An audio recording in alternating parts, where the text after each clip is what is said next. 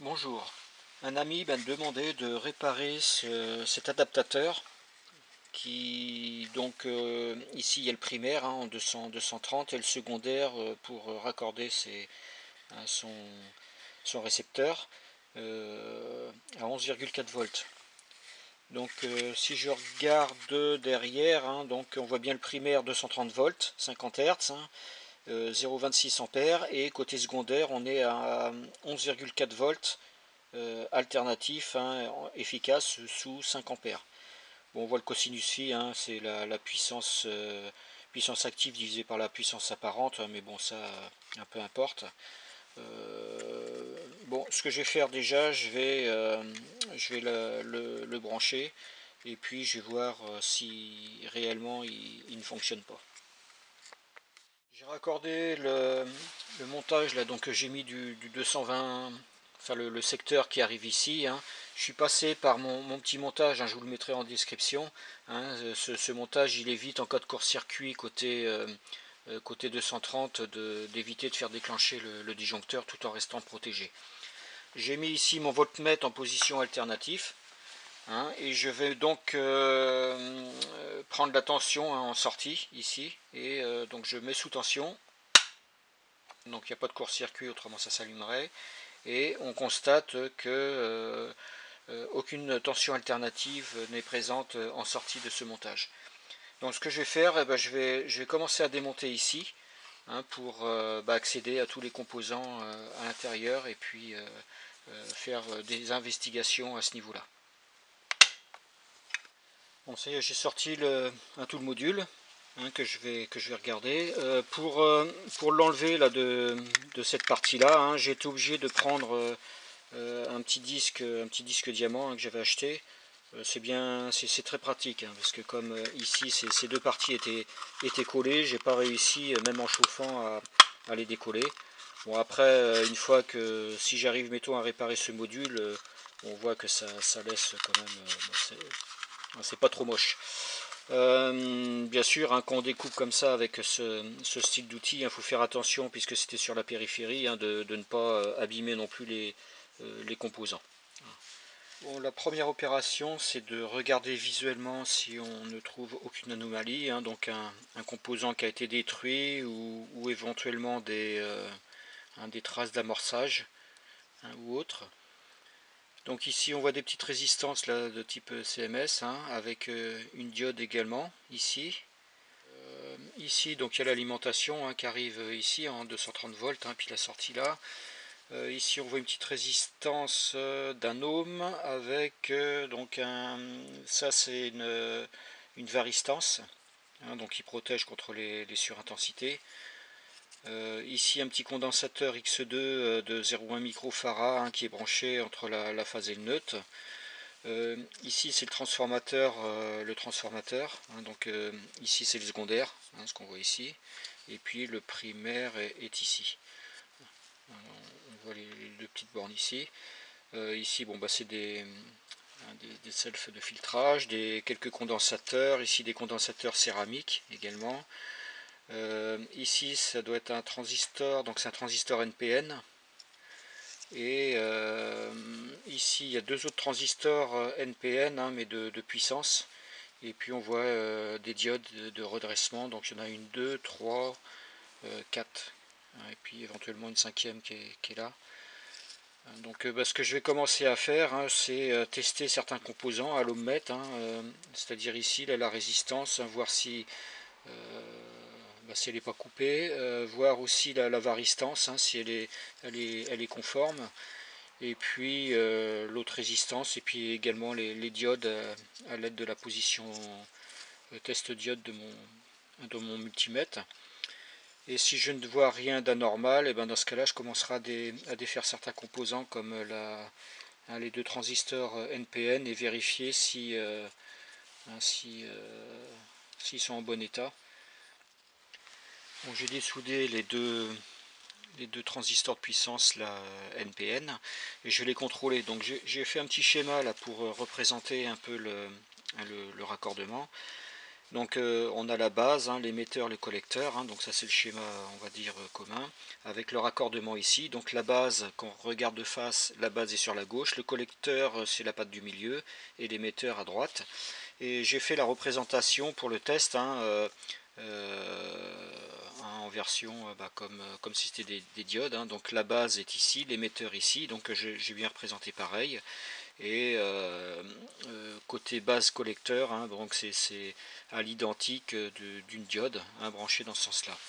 Donc si je branche mon multimètre que j'ai mis en position test diode, si je mets le plus donc sur le plus, hein, d'ici là hein, si je le mets sur la base, normalement entre l'émetteur, la base et l'émetteur et la base et le collecteur, on devrait trouver la tension de seuil, hein, qui est de 0,6 volts. Donc la base étant hein, la patte de gauche, donc je me mets sur la patte de gauche avec le plus, et normalement là on devrait trouver 0,6 volts à chaque fois.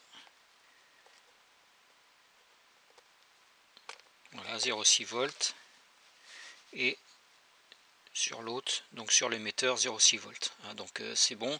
Si je fais l'inverse, c'est-à-dire le moins sur la base, je devrais rien trouver.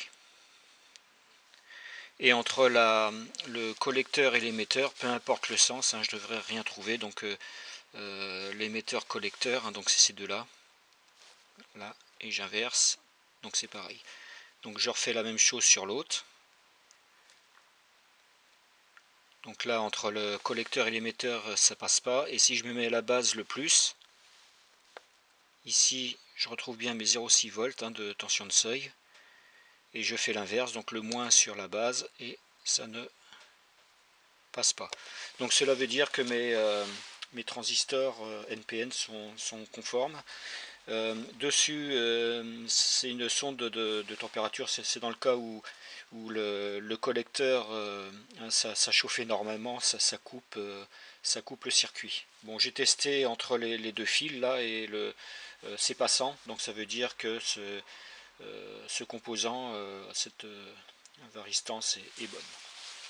Voilà, bon bah je vais continuer mes investigations, hein, je vais regarder, donc j'ai regardé pour l'instant ici, donc la varistance elle est bonne, la varistance est bonne, la résistance ici est bonne, celle-ci est bonne, toutes les diodes toutes ces diodes là, de redressement, elles sont bonnes. Bon, j'ai regardé au niveau de l'alimentation, le NPN là aussi, le petit là, je l'ai testé, il est bon. Je vais regarder maintenant côté alimentation, hein, parce que je soupçonne quand même un problème côté alimentation. Je vais démonter le condensateur là, et puis je vais regarder s'il est conforme. Bon, j'ai dessoudé le condensateur, hein, de 0,1 microfarad, donc ça fait 100 nanos. J'ai mis mon capacimètre sur la position 200 nanos. Je branche le condensateur sur le capacimètre. Et je constate que j'ai aucune indication. Hein, donc si je me mets à 20 nanos, ouais, donc ça veut dire que le condensateur, il est coupé, hein, donc il est HS. Donc ce que je vais faire, je vais essayer de trouver un autre condensateur à l'identique, hein, pour le remplacer sur le montage. Bon, j'ai trouvé un condensateur à l'identique de celui qui a été déposé. Donc c'est bien un 0,1 microfarad X2, donc ils ont exactement la même caractéristique. Donc je vais mesurer ce nouveau condensateur, hein, donc je suis toujours resté sur 200 nanos, hein, sachant que celui-là fait donc 0,1 micro, qui fait, donc il devrait être dans les 100 nanos. Donc je remets dessus, et là on voit l'affichage, il est à 99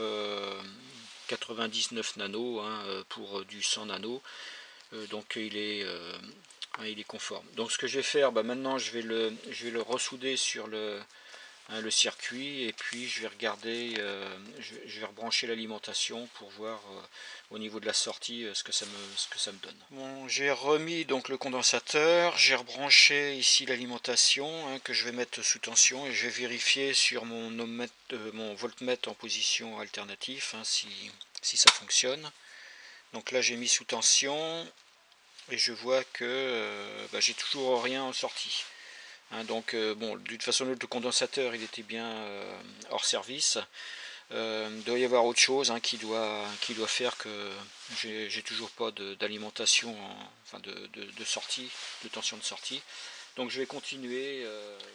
Bon, maintenant je vais tester ce composant qui est donc celui-ci là, j'ai défait une patte, donc c'est un diac. Un diac, c'est deux diodes tête bêche. Et celui-là, c'est un DB3 et il y a 32 volts. Donc au bout de 32 volts, il devrait être passant. Donc, lorsque je vais mettre le plus ici et le moins ici, ou alors le plus ici et le moins ici, peu importe, à 32 volts, il devrait conduire. Alors comme j'ai pas mon alimentation ne me permet pas d'aller jusqu'à cette valeur, ce qu'il y a, c'est que j'ai mis un petit rhéostat là, ici un petit transfo, et j'ai mis un petit boîtier que j'avais fait moi-même, donc c'est avec pont de diode, condensateur et autres. Donc je rentre ici ma tension que je vais faire varier ici, et en sortie j'ai branché, donc je vais raccorder ces deux broches sur mon diac. Et j'ai mis aussi donc en série une résistance de 2,7 kg avec une DEL. Et lorsque je vais atteindre donc la tension de seuil de la diode qui est environ de 32 volts, logiquement la tension devrait chuter un petit peu, et la DEL devrait s'allumer un petit peu. Donc je vais raccorder ça. Je branche maintenant mon alimentation. Voilà. Et là je vais faire varier ma tension. Donc là on est à 9 volts, 10 volts, 11 volts, 12 volts. Là on a 22 volts. Là on a 23, 25. Donc là on va se rapprocher des 30 volts. Logiquement vers les 30-32 volts, ça devrait 29 volts, 5, 30 volts, 31. Et là on est descendu, on voit que la DEL elle s'est allumée. Je ne sais pas si on voit bien, mais la DEL est allumée. Donc ça veut dire que dans ce sens-là, donc ça veut dire que le diac est bon, et je vais maintenant donc inverser les deux broches là pour voir si dans l'autre sens ça marche. Donc là j'ai descendu ma tension. On voit que je suis toujours à 30 volts, ce qui est normal puisque c'est les condensateurs, enfin c'est le condensateur qui est là, qui continue, qui est toujours chargé. Donc ce que j'avais mis sur ce boîtier, un déchargeur de condensateur, un déchargeur, donc quand j'appuie dessus, voilà, on est repassé à 0 volts. Donc maintenant je vais inverser. Voilà, donc j'ai inversé les polarités, je rebranche mon transformateur, donc je suis bien 0.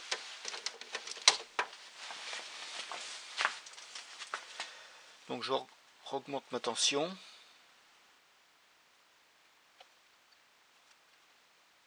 Là je suis à 26, 28, 29, 30, donc on va se rapprocher, 31, et voilà. Là on est descendu et la DEL s'est allumée, donc ça veut dire que le diac il est conforme. Donc c'est pas lui qui met en cause le non-fonctionnement du module. Donc je vais continuer à faire mes recherches. Bon, j'ai dessoudé une diode Zener que je vais tester. Donc je vais le tester à l'aide de mon appareil. Donc je vous mettrai le lien dans la description si ça vous intéresse, pour fabriquer ce type d'appareil. Et donc j'injecte avec mon générateur, donc ma station, une tension stabilisée. Donc c'est pareil, ça c'est ce qui a été récupéré sur un PC. Donc c'est une alimentation que je peux varier. Hein, donc là, on voit que là je diminue la tension. Donc là, moi je vais mettre à peu près à 12-13 volts là. Voilà, 13 volts. Et donc je vais prendre la diode Zener, hein, et je vais la brancher pour voir si elle fonctionne correctement. Donc je mets le plus sur la cathode, donc là où il y a le trait, et je mets donc le moins dessus. Donc c'est une diode, hein, j'avais regardé, hein, c'est du type BZX 85C en 10 volts. Et on voit que c'est donc il est affiché à 9 volts, 9 volts 5. Donc la Zener est conforme. Bon, bah, je vais la ressouder et puis je vais essayer de voir encore ailleurs, hein, parce que bah, pour l'instant, hormis le condensateur, j'ai pas trouvé d'autres composants de non conformes. Bon, j'ai regardé tous les composants de ce côté-là, hein, j'ai rien vu d'anormal. Je vais maintenant bah, regarder les composants, hein, les résistances CMS, hein, donc on voit bien les toutes petites résistances qui sont là. Pour cela, ce que je vais faire, je vais utiliser donc mon ohmmètre, hein, et puis je vais me servir de cet outil. Et donc ici, là, on va voir là sur l'écran qui va s'afficher. Voilà, ici on voit 244. Alors 244, ça correspond à 24 plus 4, c'est le coefficient multiplicateur. Donc ça fait 240 000 ohms, hein, 240 kg. Si j'en prends d'autres, voilà, ici on voit que c'est marqué 100. 100, donc c'est pareil, hein, ça fait 10 plus le coefficient multiplicateur, donc ça doit être une résistance de 10 ohms. Ici c'est marqué 101. Ici. Donc 101, ça correspond à 10. Coefficient multiplicateur, ça fait 100 ohms. Et bon, celui-là, donc c'est 2R0, ça veut dire c'est 2 ohms. Celui-là, donc c'est pareil, hein, de R0, je vais mettre un peu plus... voilà. 2R0, donc c'est 2 ohms. Et puis là, c'est 10, ça fait 100. Puisque on multiplie par 10. Bon voilà, donc je vais mesurer toutes ces résistances. Donc j'ai mesuré les résistances. Il y en a deux qui me paraissent un peu bizarres, hein. C'est celle où c'est inscrit dessus 101, 100 ohms. Et là je suis en train de mesurer et on voit que bah, elles sont... donc il y en a deux, hein. Elles sont toutes les deux à 2,3 ohms. Donc deux choses l'une, c'est soit il y a une influence avec un autre composant qui n'est pas dessoudé, ou alors elles sont toutes les deux défectueuses. Bon, maintenant je vais donc dessouder cette résistance là de 100 ohms, hein, qui se trouve à ce niveau-là. Hein, donc je vais prendre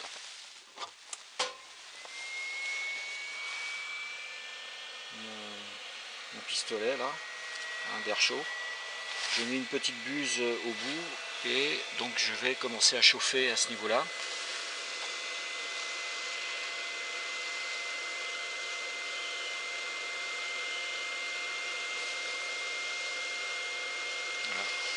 Voilà.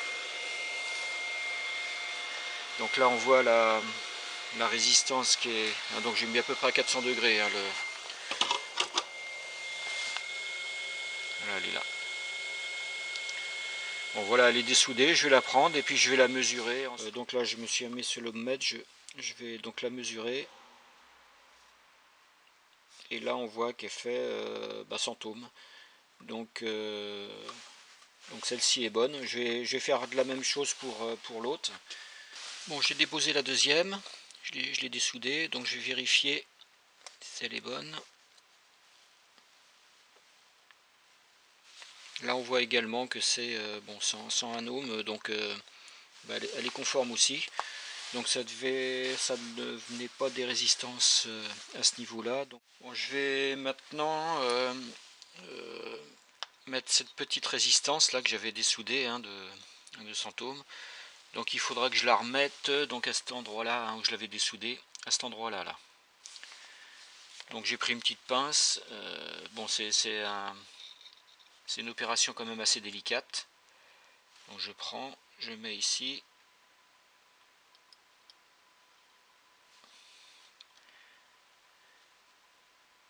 Voilà. Donc je vais prendre une panne très fine, hein, et je vais essayer de donner un petit coup sans trop bouger.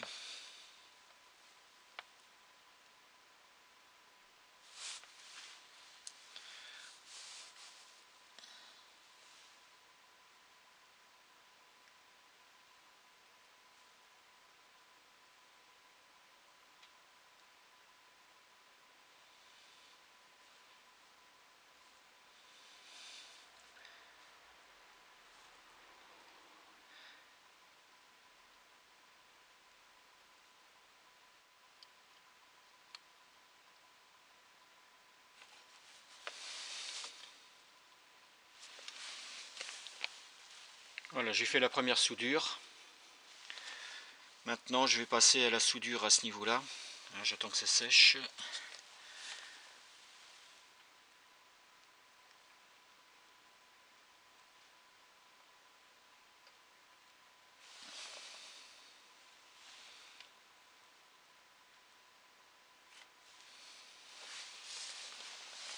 Voilà, donc la résistance a été remise en place. Bon, je vais faire pareil avec la deuxième résistance, hein, que j'avais dessoudée. Bon, j'ai testé tous les composants qui sont donc sur cette face, hein, hormis donc j'ai pas regardé cette self, hein, transformateur self, ni cette bobine. Ce que je vais faire, je vais dessouder cette bobine et puis voir quand même s'il n'y a pas quelque chose en dessous ou côté circuit.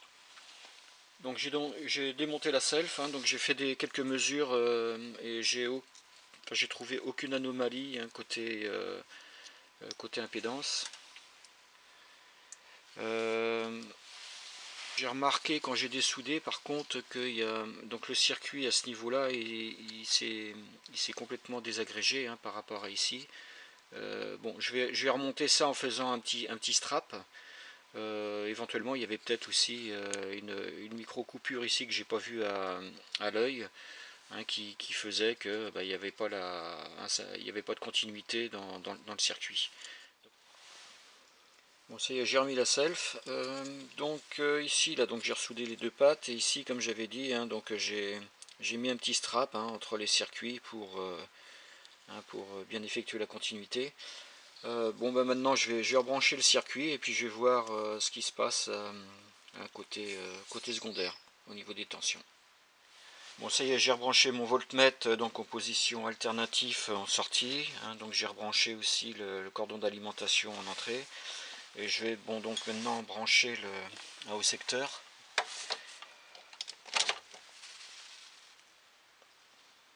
Et là je vois que j'ai 11 volts 11 volts 2, hein, en sortie. Hein, donc ça veut dire que donc le circuit est réparé maintenant. Donc finalement, ce qu'il y avait, c'est donc un condensateur X1 là, qui était de 0,1 microfarad, qui était HS. Et puis donc il y avait un problème aussi au niveau du circuit, hein, d'alimentation, enfin de sortie au niveau de la self qui était coupé. Donc voilà pour ce dépannage. Je vous souhaite à tous et à toutes une bonne journée. Au revoir.